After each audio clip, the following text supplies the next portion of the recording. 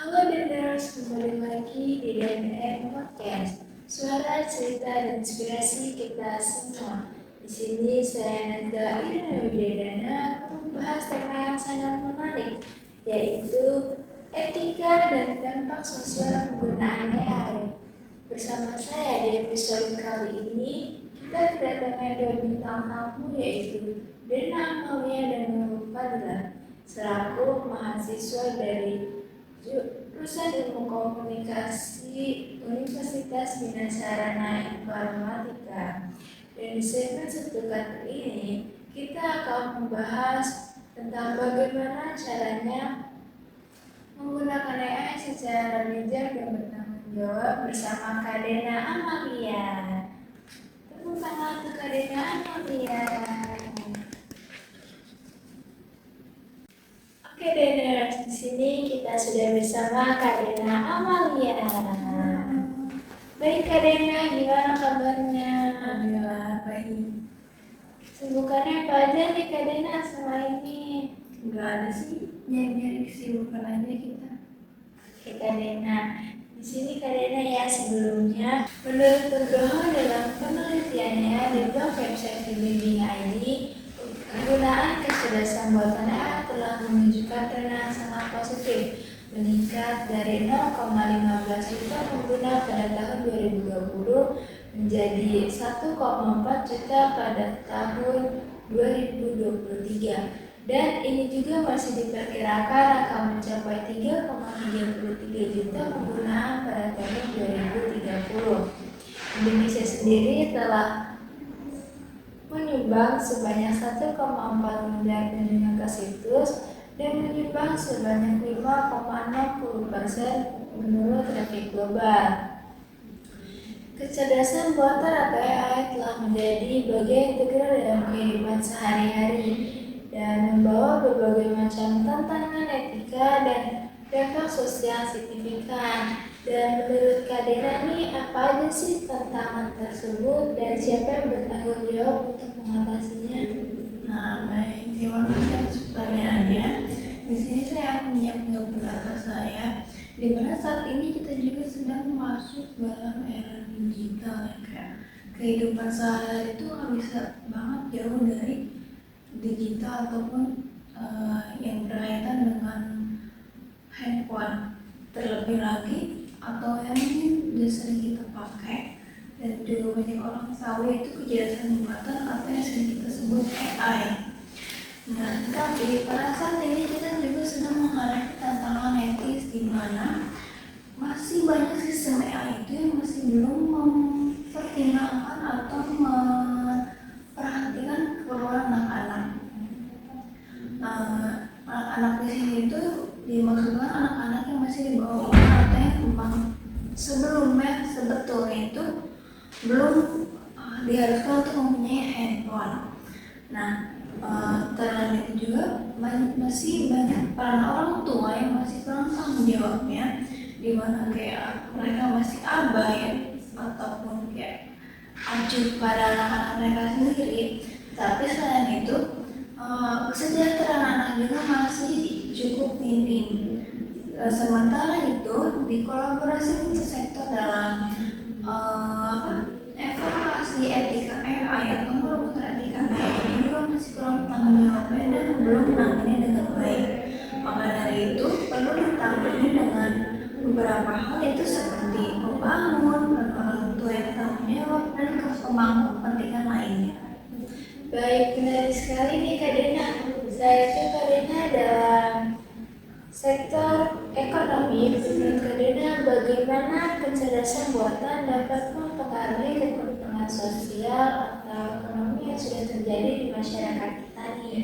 Dan apa sih dampak jangka panjangnya bagi kelompok yang kurang beruntung? Nah, kayak di sini tuh kayak AI itu kan emang buat kita lebih gampang ya, kayak nyari sesuatu atau bantu-bantu tugas kita, tapi di sisi lain juga AI juga kasih kita tuh dampak buruk, di mana dampak buruknya itu menciptakan atau mengakibatkan kesenjangan sosial, terlebih lagi dalam ekonomi, di mana dia tuh menciptakan kesenjangan akses dalam teknologi. Buat beberapa orang atau beberapa kelompok itu merasa tertinggal atau merasa terpinggirkan karena kurang paham penggunaannya, kayak nggak tahu gimana caranya. Tetapi juga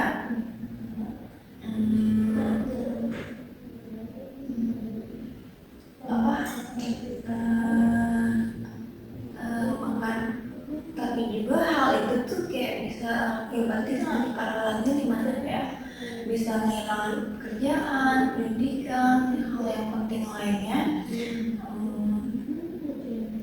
Maka dari itu kayak kita tuh perlu mengatasi itu dengan baik. Selain itu kayak kita juga bisa kehilangan sumber daya penting, itu sumber daya mungkin emang buat pekerjaan lain-lainnya. Dan selain itu dampak terakhir itu kayak bisa memperusak atau berkurangnya etika sosial dan ekonomi mereka sendiri. Oke, sangat patut diperhatikan nih Kak Dena ya. Sangat penting sekali nih untuk diperhatikan ya Kak Dena. Selain itu, menurut Kak Dena, apa aja sih langkah-langkah konkret yang perlu diambil oleh pemangku dan pengembang kepentingan untuk memastikan bahwa penggunaan AI tetap bertanggung jawab dan sudah sesuai dengan etika sosial yang ada? Nah, baik, di sini kayak pemangku dan kepentingan atau pengembang itu dia tuh mereka itu perlu mengambil langkah konkretnya, itu seperti melibatkan para pengembang untuk melaksanakan perancangan AI itu dengan baik agar kedepannya itu lebih baik lagi. Selain itu, untuk para pemangkunya itu harus sama juga seperti itu, kayak harus bertanggung jawab untuk lebih baik lagi, terlebih dalam mensejahterakan masyarakat atau para pengguna tersebut, agar menciptakan hasil yang tersebut lebih bertanggung jawab dan juga menciptakan lebih pengguna yang adil dan jangan tanggung jawab. Oke. Wah, gak kerasa nih Kak Dena, kita udah berakhir aja nih di segmen 1. Makasih sebelumnya Kak Dena karena udah mengisi segmen 1 kali ini. Kak Dena saksikan terus DNM Podcast. Sampai jumpa di segmen berikutnya. Oke Dena, selamat datang kembali di DNM Podcast segmen kedua. Di sini kita akan melanjutkan pembahasan tentang etika dan dampak sosial AI bersama Kak Nurul Fadila. Halo. Kak Nurul, gimana kabarnya? Alhamdulillah baik, dengan kakak sendiri bagaimana? Alhamdulillah baik juga dong. Kak Nurul, apa aja nih kesibukannya beberapa bulan terakhir ini? Aku cuma mengerjakan tugas-tugas aja sih Kak, ada hal yang penting juga. Oke, jadi kita langsung mulai ke pembahasan ya Kak Nurul ya. Menurut Kak Nurul nih, bagaimana pendidikan dapat beradaptasi untuk mengajarkan etika dan tanggung jawab dalam penggunaan AI terhadap generasi muda saat ini? Oke, terima kasih atas pertanyaannya. AI bisa meningkatkan etika dan tanggung jawab, apalagi untuk generasi muda saat ini. kita bisa menggantikan studi kasus itu dengan menggunakan metode pembelajaran yaitu berbasis proyek. Siswa dan siswi bisa belajar siswa dan siswi bisa belajar proyek dengan mengaitkan atau mengulik lagi tentang AI. Lalu ada debat dan diskusi. Debat dan diskusi ini juga bisa menimbulkan misalnya siswa dan siswi ini mendebatkan salah satu isu yang berkaitan dengan AI. Patut sekali perhatikan ya Kak Nurul. Selain itu Kak Nurul, apa aja sih dampak dari otomatisasi AI terhadap pasar pekerja dan bagaimana masyarakat agar bisa bersiap untuk menghadapi perubahan seperti ini? Lalu munculnya peluang baru yang bisa menggunakan analisis data yang itu bisa kita kerjakan bukan hanya dengan kita tapi dengan komputer yang udah benar-benar sangat canggih ya Kak. Jadi kita cuma kayak ngetik ini, ntar dia udah muncul gitu sendiri-sendiri. Terus untuk cara masyarakat bersikapnya itu, kalau menurutku masyarakat juga harus lebih modern ya. Apalagi sekarang kita dalam generasi yang sangat maju ini, kita tidak boleh harus benar-benar stuck di zaman itu aja. Kita harus benar-benar belajar lagi tentang AI, tapi kita tidak jika kita menggunakan AI memang sangat membantu kita ya Kak, apalagi untuk urusan kuliah kita kan emang menggunakan AI dulu. Tetapi kita jika berkegantungan terus pada AI, kita sebagai manusia tuh kayak gunanya apa ya? Terus takutnya gara-gara AI membantu kita mulu, tapi kita tidak bisa berpikir kritis lagi. Baik, Tinders, setelah sampai kita nih di penghujung acara, terima kasih kepada Kak Nurul karena sudah mengisi segmen kedua ini.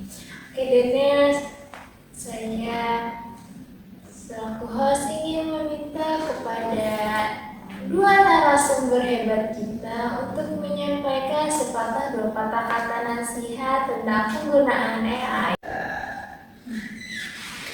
Buat kalian semua yang menggunakan AI atau memakai AI sebagai anak-anak, gunakanlah dengan baik dan bijak dan tanggung jawab. Gunakanlah untuk hal yang positif dan sesuai pemakaiannya agar tidak terjadi hal-hal yang negatif terjadi. Gunakanlah dan manfaatkanlah untuk meningkatkan efisiensitas, bukan untuk sebagai manusia, oke? Baik, untuk hasil selanjutnya dipersilakan kepada Kak Nurul Fadila.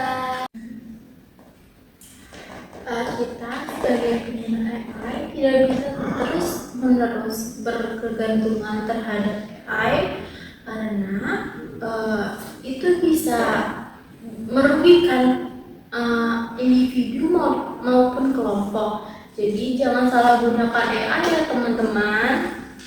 Oke, terima kasih banyak kepada Kak Nurul Fadila dan Kak Dena Amalia karena telah menghadiri acara ini.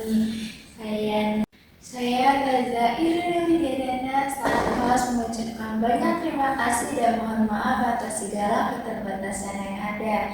Dan juga saya izin pamit undur diri. Jangan lupa saksikan terus episode terbaru kami hanya di channel YouTube kami yaitu Dana Podcast setiap hari Minggu jam 4 sore. Pastikan untuk like, comment, share, and subscribe. Dana Podcast, Suara cerita dan inspirasi kita semua. Sampai jumpa di episode berikutnya. Terima kasih.